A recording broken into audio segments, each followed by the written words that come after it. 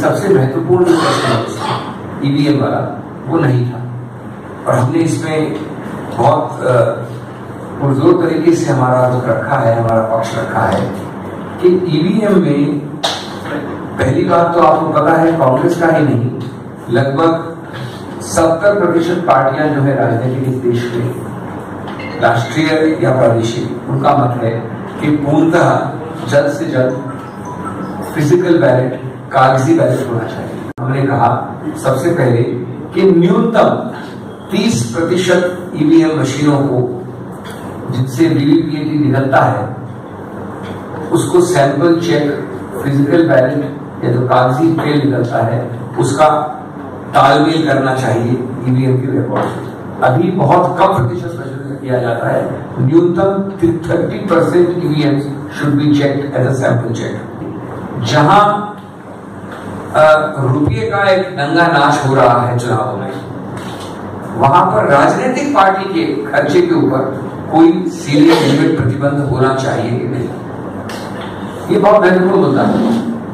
और कांग्रेस पार्टी ने स्पष्ट कहा है कि निश्चित रूप से आप जानते हैं आज एक नियम होता है इनके एक्सपेंडिचर पे, मेरे एक्सपेंडिचर पे, इनके एक्सपेंडिचर पे, व्यक्तिगत, लेकिन एक राजनीतिक पार्टी की सामूहिक रूप से पार्टी की हैसियत से वो क्या प्रतिबंध, सीलिंग सबसे ऊपर की लिमिट होनी चाहिए, ये चुनाव आयोग को जल्द से जल्द स्पेसिफाई करनी चाहिए।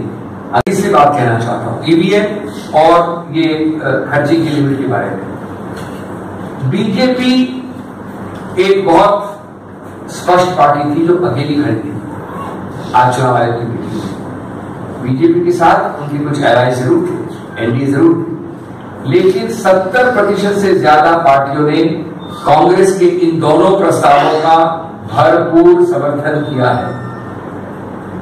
और वो पार्टी प्रादेशिक स्तर पर हमारे विरोधी भी हो सकते हैं, एनसीपी से लेके तृणमूल, सपा से लेके बसपा, एआईडीएमके से लेके और पार्टियां, इन दो प्रिंट मीडिया वाले दोस्त हमारे यहाँ पर, उनके साथ बार बार हर दिन इश्तेहार निकालू या उनको वक्तव्य दूं उस 48 घंटे में, तो क्या ये मजाक नहीं है इस प्रतिबंध का जो 126 में पाया जाता है? इस विषय में क्या चुनाव आयोग को भरसक प्रयत्न नहीं करना चाहिए सरकार के साथ कि जल्द से जल्द सरकार इसका बिल लाए?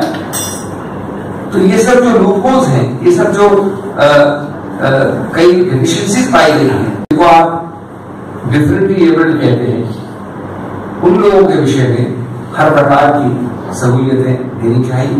हमने और सभी पार्टियों ने समर्थन किया। ये शायद एक ही मुद्दा था जिसमें बीजेपी अलग अकेली नहीं पड़ी।